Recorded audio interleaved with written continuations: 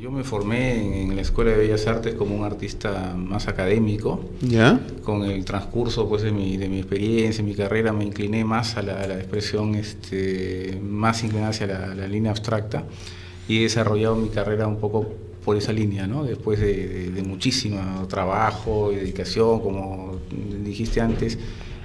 Antes de poder animarme a hacer las cosas personales, mis proyectos personales, empecé a hacer colectivas, invitado en diferentes exposiciones.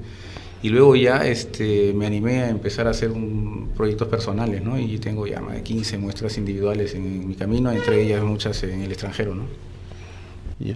Ahora, la obra suya, ¿en qué más está inspirada? ¿Está inspirada en el tema de lo ritual, en lo mítico, en lo religioso?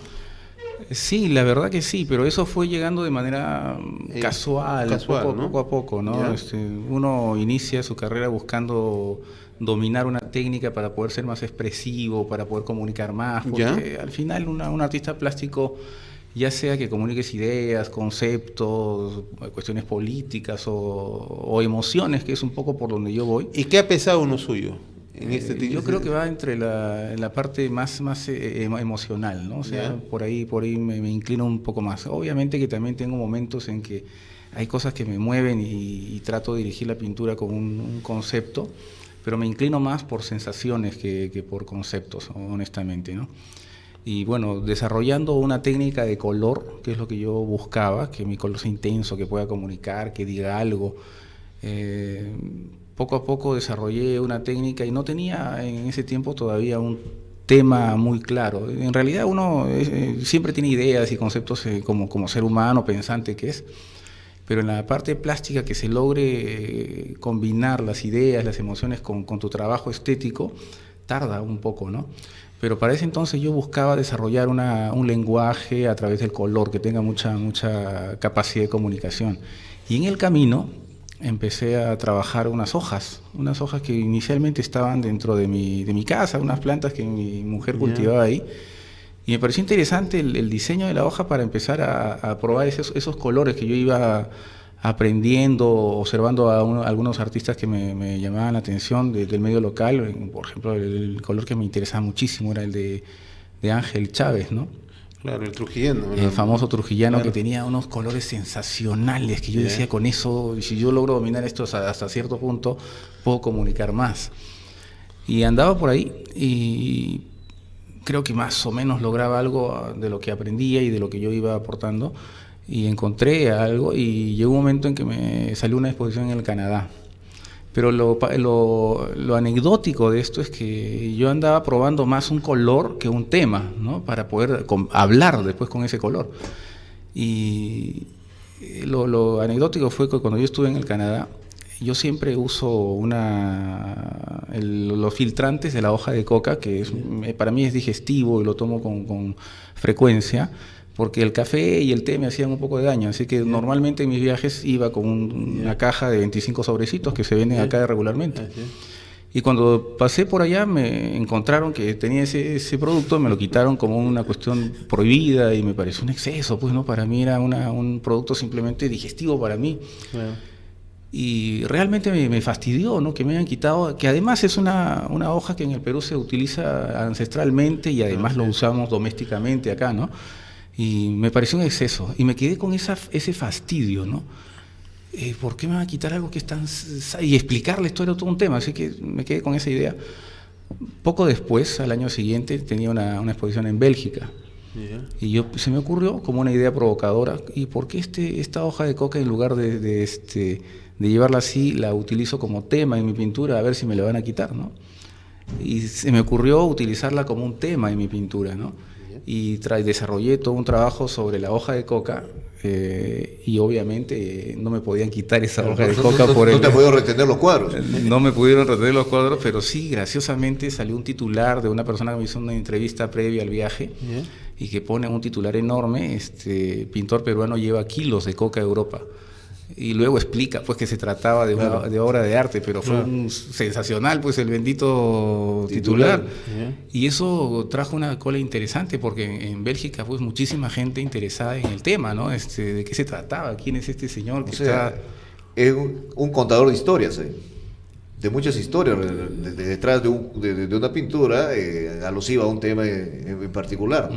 En realidad fue por un acto de provocación, de fastidio, de incomodidad, que me quitara pues algo que para mí era saludable, ¿no? Y lo gracioso es que eso ya me interesó el tema, empecé a investigar un poco más y me di cuenta pues la enorme diferencia que había entre lo tradicional de la hoja de coca con la parte prohibida de este mismo material, ¿no? Así que resultó que yo era un comunicador y hablaba sobre nuestro país, la cultura, la diferencia que hay entre lo prohibido y lo legal, lo ancestral y el narcotráfico, ¿no? Que yo no era ningún apologista del narcotráfico, sino al contrario, estaba utilizando un elemento ancestral en el país como una imagen en mi pintura, ¿no? Como un elemento, un símbolo. Y resultó que la demuestra pues se llenó de gente que me hacían todo tipo de preguntas y me empezó a ir muy bien, ¿no? O sea, de ahí empezaron a invitarme luego a Italia, a Estados Unidos y la cosa creció, ¿no? Y mucho tiempo en el tema. Se convirtió en un tema que incluso me fue interesando cada vez más, ¿no? Eso pasó, ¿no? Y me convertí muchos años en un pintor relacionado con la hoja de coca, ¿no? Eso fue interesante, gracioso, pero de alguna forma desarrolló un tema y me puso un poco en la imagen de artista. ¿Y en qué tema estás ahora? Ahora sí, a partir de ahí me empezó a interesar más el tema andino, obviamente, pero no me interesa que mi pintura sea una copia de símbolos andinos ni nada, pero sí me interesa que... ¿Qué es lo que busca ahí? Me interesa que mi pintura tenga, si bien es una pintura abstracta, más o menos contemporánea, que tenga una sensación peruana, que se siente el Ande, que se siente el Perú, a través de la forma en que yo pinto. No utilizo ninguna imagen, ningún ícono, ningún símbolo conocido en todos los símbolos que hay en la cultura del Perú, no los utilizo, pero me interesa que mi pintura se sienta peruana, ¿no? Y creo que con los años lo he logrado. Me pasó una vez en Italia, que yo estaba ahí esperando a la gente después de la inauguración, unos días después, y llegó un grupo de 4 o 5 chicos estudiantes de arte, ¿no? Por lo que luego me comentaron. Y había uno en particular que era latino, y yo no sabía quién era, pero él hablaba en italiano, les estaba explicando a los compañeros algo, no sabía qué. Luego llegaron a mí, y el chico era un estudiante de arte que vivía en Italia hacía años, y él decía, ¿sabes qué? Yo no te conocía, no sabía tu pintura, pero yo sentía que era peruana. Yo les decía, eso tiene que ser del Perú, y no sabía, y una vez que conversó conmigo, ya pues descubrió que era un artista peruano, ¿no? Eso es lo que me interesa mucho. A pesar de que... Y tampoco me di cuenta desde un principio, ¿no? Inicialmente yo pensaba que era un artista de ciudad, influenciado en la ciudad, y mis conceptos de arte y las cosas que yo quería hacer tenían que ver solamente conmigo. Pero cuando estuve en el Canadá, tuve el encuentro con un compañero que estudió conmigo, que vivía allá, y muy generosamente me presentó a unos dealers de arte que movían su obra allá, y presentó mi trabajo. Yo encantado, porque que tengan la oportunidad, que te presenten un dealer y te den la oportunidad de que puedas mover tu obra en otro país, era lindo. Pero el dealer vio mi trabajo y me dijo que no era lo suyo, que mi pintura era muy latinoamericana. Y yo me confundí porque yo todavía no tenía idea de que había una influencia latinoamericana en mi trabajo, porque uno no necesariamente es consciente, claro, ¿no? Mis colores eran muy fuertes, eso que yo transmitía mucho, y él tenía un público más comercial, y vendían marinas, paisajes, y lo mío era muy fuerte para lo que él... Yo inicialmente me sentí rechazado, obviamente, pero después me di cuenta que esa particularidad te hace diferente, y te hace único, y te hace interesante para afuera también, ¿no?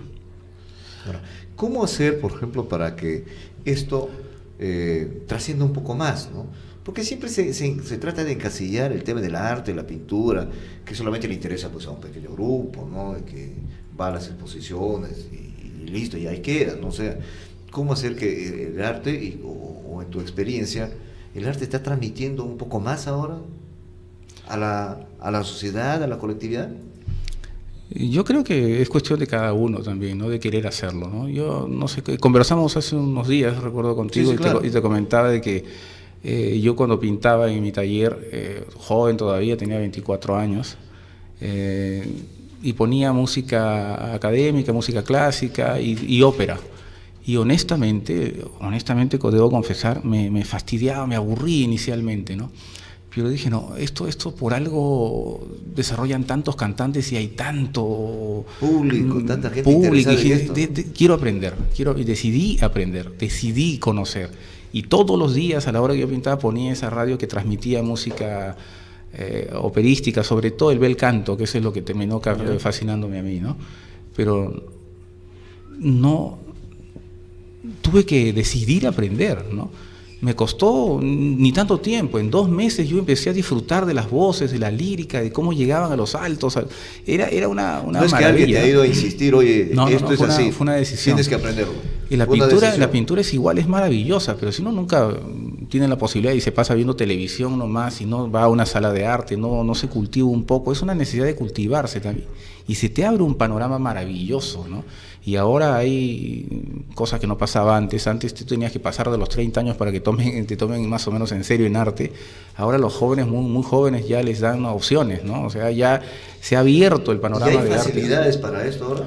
Muchísimo más, porque antes eran pues las galerías de arte que tenían un local especial para hacer exposiciones que las siguen habiendo, pero ahora se ha abierto la cuestión digital, hay arte en las redes. O sea, más alternativa, muchísima más alternativa. Sí. Para difundir, o sea, el que no conoce arte o no sabe un poco de él es porque simplemente no quiere, porque está a la mano, ¿no? Sí. ¿Y qué proyectos a futuro?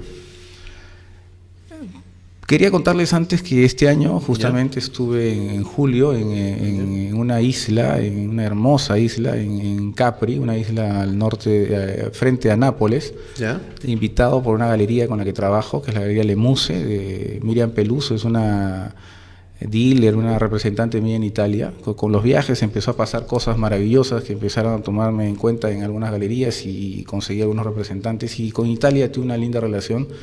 Y he hecho 4 cosas allá, 4 exposiciones. La última la hice este año en la isla de Capri, ¿no? Un lindo lugar.